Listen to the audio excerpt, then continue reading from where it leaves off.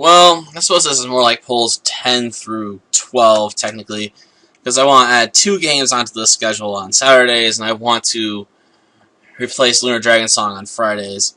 Now, with Lunar Dragon Song, we're going to take a look at a revisit based on a game I've stretched the footage of previously on the DS, so it may be the least interesting of the polls here, on the grounds that, well, I've already played the game, so you can see me play the game already. It just doesn't look very good with the footage stretched out, but I guess we can take a look at what we got on offer, and I'll start with Witches and Vampires and Vampire Legends. I'll do these together because on the grounds that, well, they're direct sequel games, so they follow one right after the other, and they're not particularly lengthy anyway. So yeah, I'll do them as one at a time, right after each other. If they win the poll here. Next, we have Hero Saga Leviathan Tactics, which I have some reservations on because I know some of the battles later on can become very, very lengthy since it's a tactical RPG. So I'm sort of up and down on putting that one out there, especially since getting the true ending requires doing a lot of grinding for weapons near the end of the game, so it can be a bit tedious, and some of the later episodes might be me playing battles effectively just to earn weapons, just to get the true ending, which is just an extra bonus screen with like all the spirits and stuff on it. It's not particularly great, but at the same time, I mean, if you're going to go for the ending, you might as well go for the best ending, right? I'll also toss out Lost Magic, and I'll probably go for the best ending in this game again. Though I also have to admit, this can be a bit challenging at times. And I know someone was already griping about how I never use that much spell variety in my tactics. I'll also put out Master of the Monster Lair, a game which I honestly am somewhat split. Because if I do this, I'm going to have to build the dungeons differently than I did previously. Instead of building one long path for me to go through at the start, I'm going to have to basically build one path for me to be able to run through as quickly as possible, which probably means basically a streak of treasure rooms if I can or whatever, and then have another dungeon path going off that I can run through for food and meat and stuff and money in order to support my quest to become the strongest dungeon maker ever. We'll also put Bleach the Third Phantom out there, one of the few DS games I actually have a case for. Honestly, I don't know how different my approach to this game would be. I might just stick with the same build I already went with. I'm very fond of building up the main female character as more of a strength character and just overwhelming my enemies with sheer brute force. So there's not very much motivation for me to switch up my tactics unless someone really pesters me about it. Otherwise, I'll probably stick with what I know instead of going with a more keto build. I'll also put Luminous Arc up there. I know this game didn't get as much stretching as previous games, considering it's only stretched halfway across the screen. The rest was basically a party meter and images for what kind of enemies I was going to be fighting with their little portrait images and stuff. So this game didn't get the visuals as badly messed up as some of these other titles, but I'll put it back out there if someone wants me to go back and get back to its more standard ratio. And same thing with Sonic Chronicles. I honestly wouldn't look particularly forward to this if it came up, and I'd probably use my already completed save file. That way I'd be stronger and be able to more readily just clear out the side quests and stuff as fast as possible, because I just am not super fond of Sonic Chronicles when it comes to how it plays. So that part is I'd probably have to get back into shape on doing the stylus stuff with it, because you have to use a stylus with that game because of how it plays out. It's sort of like Elite Beat Agents if you've ever played that, only not as fun from what other people have told me. Now, for Saturday, one of the things I want to do is get back into doing some licensed games again, so we're going to be looking at some licensed games I have for the DS. And I got these in alphabetical order, ironically. And we have James Cameron's Avatar, which is sort of an RPG and sort of mostly an action-adventure game like Zelda. There's a lot of puzzle solving with various weapons and stuff to help you advance and move on and block puzzles. But you also can kill enemies for experience, which you can spend at special sites to gain special abilities over the course of the game, mostly to expand your health and attack strength and stuff like that. So, yeah, we'll put that out there. I don't know if anyone will vote for it, but we'll put it out there. I'll also put out The Last Airbender. Yes, I know this is also called Avatar, but they decided to stay with The Last Airbender for copyright reasons, so they could keep a consistent title throughout the entire series, which is why Korra is called The Last Airbender, despite the fact that she's not an airbender, and they're definitely not on the last anymore, considering there's a whole family of them.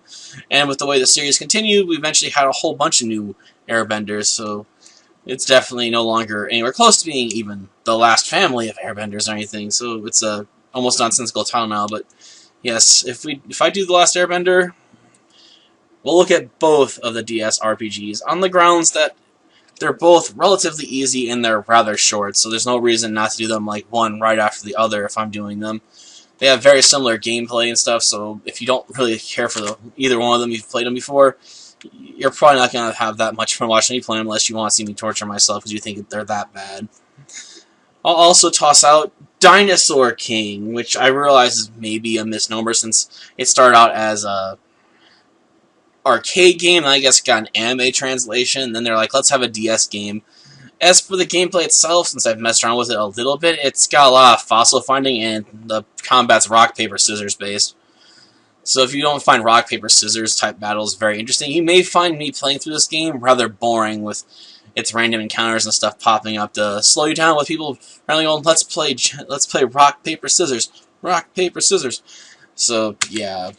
The game usually has very big tells early on too about what they're going to perform, which makes the combat rather boring until you get to like later stages. And then you also have to consider your skills too, since basically a dinosaur only levels up one type of attack. So you then have to have multiple dinosaurs you're raising as well, just to switch them in with stronger attacks for scissors and paper and stuff, so they can get through battles relatively unscathed, hopefully. Because you need certain amounts of energy to perform certain types of attacks. It's a bit of a mess at times, I suppose. I don't know about mess, but it's just not as fun a system as I'd like for a rock, paper, scissors, heavy combat type game. I guess it's not as bad, I suppose, as, what was it? It's that one night series. Fate Stay Nights? Yeah.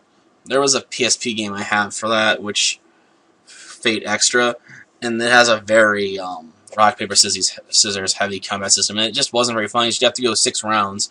So if you really mess up with certain characters, you were dead. Like, you almost would want to have to go through the entire game with the sword character first, just so you could map out people's patterns, so when you got to the magic user and stuff, you didn't have to worry about getting damaged by regular enemies. But yeah. I don't really want to look at PSP games just yet, though. If ever. I'll also toss out Glory of Herakles, which I'm sure someone will argue, why on earth would you have Glory of Herakles in with licensed games? Because Herakles can't really be owned by anyone because he's a mythological character, but I've counted mythological fan games in the past, like Mortar's Castle, for licensed RPGs when I still was doing reviews for that series, so I'm not going to change that ruling now. So Glory of Herakles will be counted with the licensed RPGs, whether other people would argue it should or shouldn't count. As far as the game itself goes, it seems rather grind-heavy, and it's about using your abilities to their maximum effectiveness, which means if you're not a very strategic player like I can be at times, Glory of Herakles can be a massive pain for you. I also will toss out Inuyasha for the DS. I've been told it's sort of similar to the PS2 game. From what I saw when I started playing it, it doesn't seem like it's an exact copy of it, though, so I don't know if it's very different to start with, or if it just has a very similar overall story, so people consider it just basically a port. I don't know. I never got, like I said, very far into this game, so I can't really say. And I'll offer up Percy Jackson and the Lightning Thief. I usually just call it the Lightning Thief since it's got the biggest print on the cartridge here instead of Percy Jackson, but yeah. It's based off the movie, so it's not exactly an adaptation of the books. And it's not really the hardest RPG I've ever played either. In fact, there's a very simple tactic you can use to basically abuse the bosses very easily. So if you want, say, challenging battles where I'm not going to use basically the same series of maneuvers over and over again once I get far enough in the game to do it, then you're probably not going to be interested in the Lightning Thief that much unless you want to see the trick for yourself. And we'll also offer up adding a new game onto the list on Saturdays. We'll start off with Devil Survivor 1, 2. We'll just do these back to back if they win, because I guess these are technically in a series, so it makes sense to go that route with them instead of, doing one, then waiting forever to do the next one, because unlike, say, World 3 or World 4 for Digimon, they're not completely different games and completely different universes. They're in the same universe and involve the same characters as far as I'm aware, so it makes sense to just go do one, then the next, as far as I'm concerned. I'll also offer up doing any one of these Etrian Odyssey games, 1, 2, or 3 for the DS. I got all of them. As you can see, I haven't even opened them, so they're still in their packaging right now. So yeah, but I'm not gonna do all 3 of these. I mean, it's gonna be one of them. Like, you can go 1, 2, or 3, but I'm not doing all 3 of them one after the other, because from what I've played already, these games can get really, really lengthy, and I'd rather not be tied up for years on one of these Let's Plays if I can help it, because I like to be able to do something, besides dungeon crawling, on a Saturday after a while. I'll also toss up Final Fantasy III. Yes, I have the DS version of it. And I honestly don't know if I really like this game or not. I mean, I've started several files on it, but I always stop after a while. It seems very grind-heavy at times. And I'm sure some people point out there's ways to maximize my job point gain and stuff, and that I'm just doing it wrong, which is why I can't enjoy it as much as I would like to. But yeah, I'll put that out there. I'll also toss out, what is this, Rings of Fate? Yeah, I think so.